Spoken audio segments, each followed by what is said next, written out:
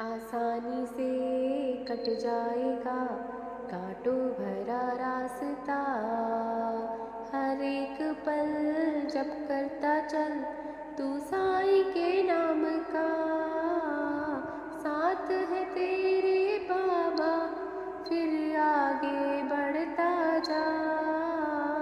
साथ है तेरे बाबा बस आगे बढ़ता जा। साईं राम साईं श्याम साईं राम साईं राम साईं श्याम। लेके चलो लेके चलो लेके चलो पालकी शिरडी के नाथ की। लेके चलो पालकी शिरडी के नाथ की। कांधा लगा के बोलो जय साईं राम की। कांधा लगा के बोलो जय साईं राम की। साईं राम साईं राम साईं। ओम साईं राम।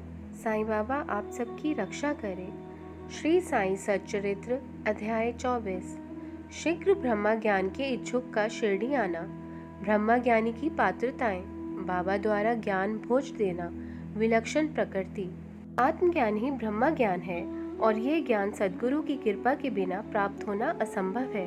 यद्यपि श्री साईं बाबा सद्गुरु थे पर ब्रह्मा थे, लेकिन ब्रह्मा ज्ञान के इच्छुक में भी तो योग्यता या पात्रता होनी चाहिए। जब तक पात्रता नहीं होगी, जिज्ञासा नहीं होगी, समर्पण नहीं होगा, तब तक सद्गुरु भी कृपा नहीं करते। इस अध्याय में ऐसा ही एक कथा का वर्णन किया जा रहा है। शीघ्र ब्रह्मा ज्ञान के इच्छुक का शिरडी आना। एक धनाढ्य सज्जन थे जिनका मूल ग्रंथ में नाम परिचय नहीं दिया गया है।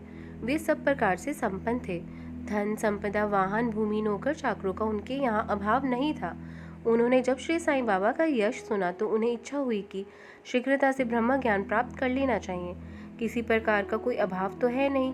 अपने मन में उत्पन्न विचार उन्होंने अपने मित्र को बताते हुए कहा कि मित्र, मेरे पास सभी कुछ है, अब कुछ भी पाने की इच्छा नहीं है, इसलिए मैं चाहता हूँ कि शिरडी जाकर मैं भी ब्रह्म ज्ञान प्राप्त कर लूँ। यदि मुझे ब्रह्म ज्ञान प्राप्त हो गया तो फिर मुझ जैसा सुखी कौन हो सकता है। मित्र ने उन्हें समझाते हुए कहा कि ब्रह्म ज्ञान प्राप्त करना कोई सरल कार्य नहीं है, खासकर तुम जैसे मोह माया में ग्रस्त व्यक्ति के लिए।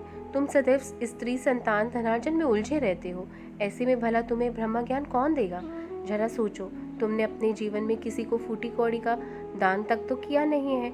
मित्र की बात को अनसुनी कर वे आने और जाने के लिए टांगा करके शिरडी पहुंचकर सीधे मस्जिद में गए। उन्होंने श्री साईं बाबा के दर्शन किए, फिर उनके श्री चरणों में गिरकर प्रार्थना करने लगे कि बाबा, आप यहाँ आने वालों को ब्रह्म ज्ञान कराते हैं। ऐसा सुनकर ही मैं बहुत दूर से चलकर यहाँ तक आया हूँ। मुझे थकान भी काफ़ी हो गई है। यदि आप मुझे ब्रह्म ज्ञान दे दें तो मैं अपनी इस कष्टप्रद यात्रा को सफल समझूंगा। उन सज्जन की प्रार्थना सुनकर श्री साईं बाबा बोले कि मित्र, थोड़ा धैर्य रखो, मैं तुम्हें ब्रह्म ज्ञान शीघ्र ही करा दूंगा।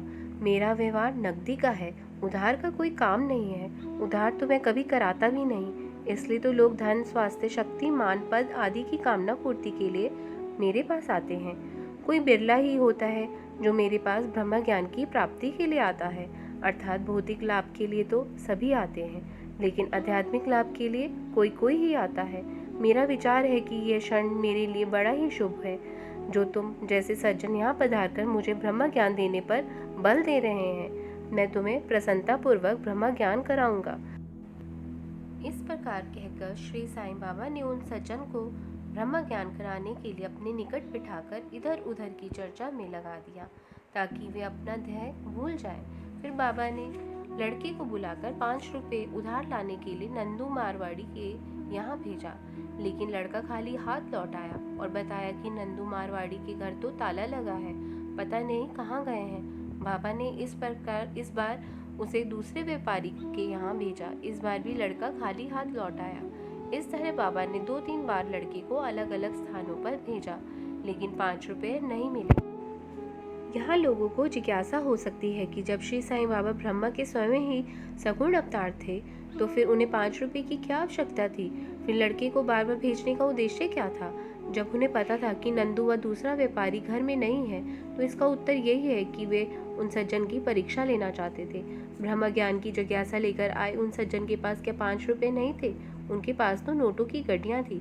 यदि वे वास्तव में ही जिज्ञासु होते तो अपने पास से 5 रुपए नहीं दे सकते थे क्या? इसका एक आशय और भी था कि ब्रह्म ज्ञान प्राप्ति के लिए 5 बातों का त्याग आवश्यक है। ये बातें हैं 5 प्राण, 5 इंद्रियां, मन, बुद्धि व अहंकार। लेकिन वे सज्जन रुपए नहीं दे पाए और बार बार बाबा से कहते रहे कि मुझे जल्दी से ब्रह्म ज्ञान दे दो। बाबा ने उनसे कहा कि मित्र, अभी मैंने जो कुछ किया, क्या वह तुम्हारी समझ में नहीं आया? बाबा ने उन्हें उपरोक्त वर्णित 5 बातें बताते हुए कहा कि इन 5 का त्याग ही ब्रह्म ज्ञान है। ब्रह्म ज्ञान तलवार की धार पर चलने जैसा है। गोस्वामी तुलसीदास ने भी ऐसे व्यक्तियों के बारे में कहा है कि मुकुर मलिन अरुणैन विहीना, राम रूप दिखहि किमि दीना। अर्थात जिनका मन रूपी दर्पण मैला है, जिन्हें ज्ञान नहीं है, उन्हें राम के दर्शन कैसे हो सकते हैं? ब्रह्म ज्ञानी की पात्रताएं। सामान्य जन को ब्रह्म ज्ञान या ब्रह्म दर्शन होना बड़ी टेढ़ी खीर है, क्योंकि ब्रह्म ज्ञान भी सद्गुरु द्वारा अधिकारी को प्राप्त होता है। इसके लिए निम्नलिखित योग्यताएं या पात्रताएं होनी जरूरी हैं। मुमुक्षुत्व अर्थात मुक्ति की तीव्र उत्कंठा होनी चाहिए। यदि कोई बंधन में जकड़ा है और चाहता है कि वह बंधन मुक्त हो जाए, इसके लिए पहली आवश्यकता है कि वह स्वयं में बंधन मुक्त होने की उत्सुकता पैदा करे और संकल्प दृढ़ कर रखे। हर परिस्थिति का सामना करने के लिए स्वयं को सदैव तैयार रखे। ऐसा ही व्यक्ति अध्यात्म के पथ पर चलने का अधिकारी होता है। विरक्ति वैराग्य भाव।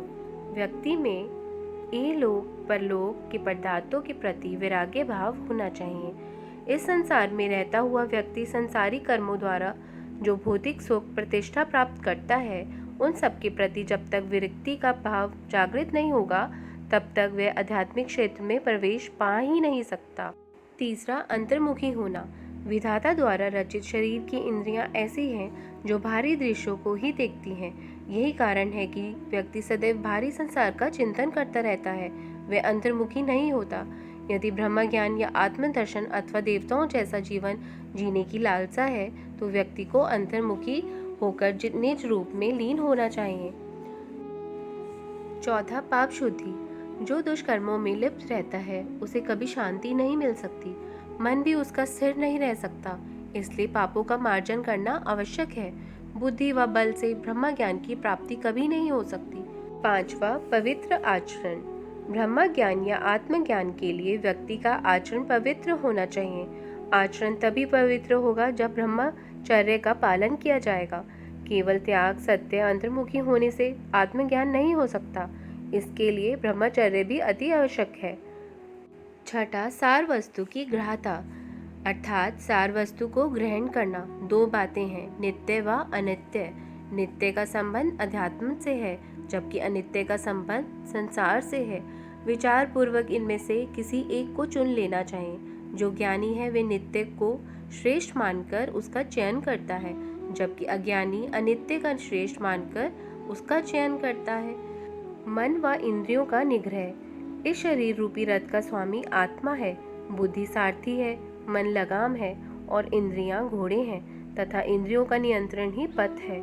जिनका मन चंचल है, बुद्धि छोटी है या अल्प है, इंद्रियां दुष्ट घोड़ों जैसी है, ऐसा व्यक्ति लक्ष्य को प्राप्त ना करके जन्म मरण रूपी इस संसार चक्र में आवागमन करता रहता है।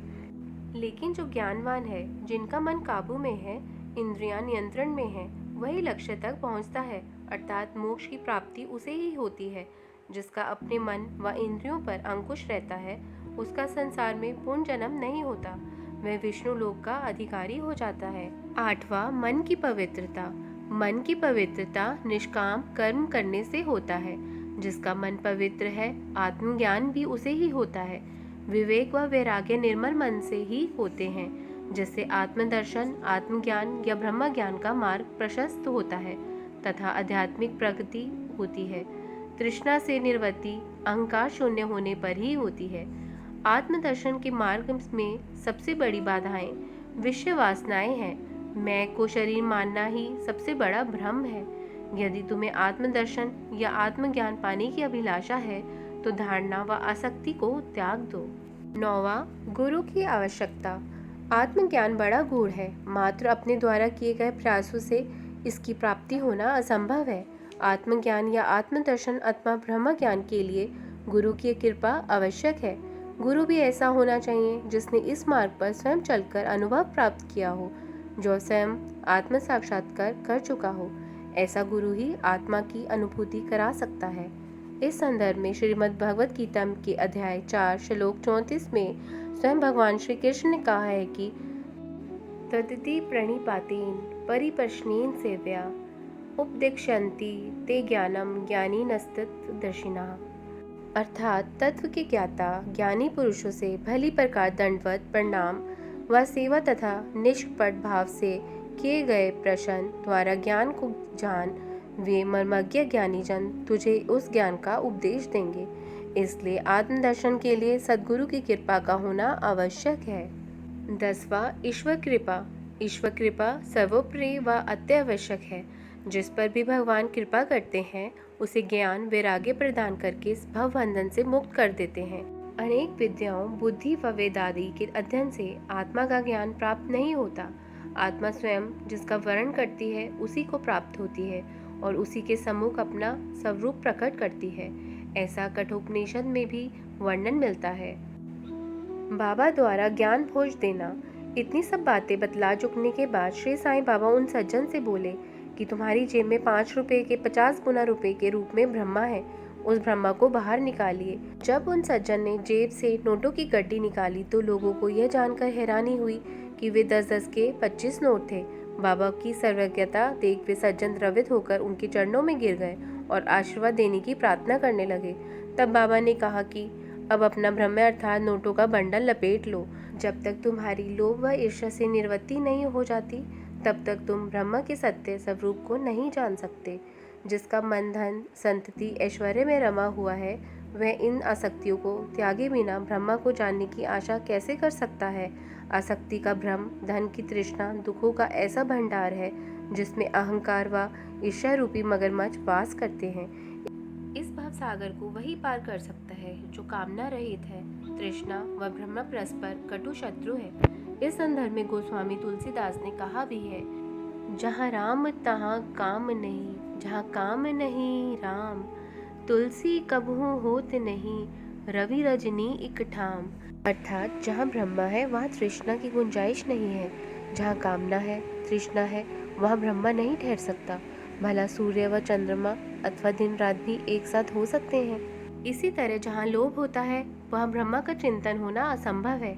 ऐसे में लोभी व्यक्ति को वैराग्य व मोक्ष कैसे मिल सकते हैं। लोभी को ना तो शांति मिलती है ना संतोष, जिसका निश्चय भी दृढ़ नहीं होता।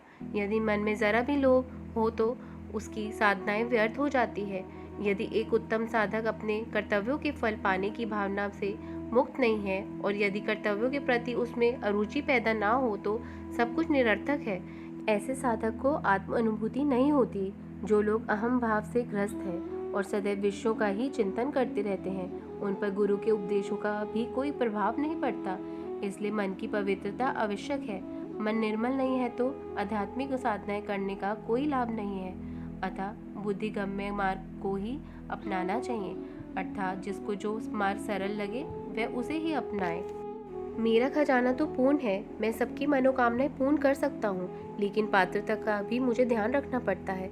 मैं जो कुछ भी कह रहा हूँ उसे तुम ध्यान से सुनोगे तो तुम्हें लाभ ही होगा। इस मस्जिद में बैठकर मैं कभी झूठ नहीं बोलता। घर परिवार में जब किसी भी अतिथि को आमंत्रित किया जाता है तो घर परिवार के अन्य लोग व मित्र आदि को भी भोजन के लिए आमंत्रित किया ही जाता है। श्री साईं बाबा जब मस्जिद में उन धनी सज्जन को ज्ञान भोज दे रहे थे तब वहाँ अन्य कई भक्त भी मौजूद थे। बाद में बाबा का आशीर्वाद प्राप्त कर उन सज्जन सहित सभी भक्तजन अपने अपने घरों की ओर प्रस्थान कर गए। विलक्षण प्रकृति। श्री साईं बाबा विलक्षण प्रकृति के थे।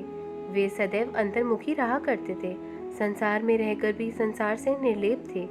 5 घरों से भिक्षा ग्रहण कर नीम के पेड़ के नीचे वास किया करते थे और सबको विश्व बंधुत्व की शिक्षा दिया करते थे। अंत में हेमाडपंत ने कहा कि वह देश, कुटुंब, माता पिता धन्य है जहाँ श्री साईं बाबा के रूप में परम श्रेष्ठ अनमोल विशुद्ध रत्न उत्पन्न हुआ। ओम साई नमो नमः। ओम साई राम, ओम साई राम। अब हम कल अध्याय 25 का अध्ययन करेंगे। कोई गलती हुई हो तो मुझे क्षमा करिए। ओम साई राम।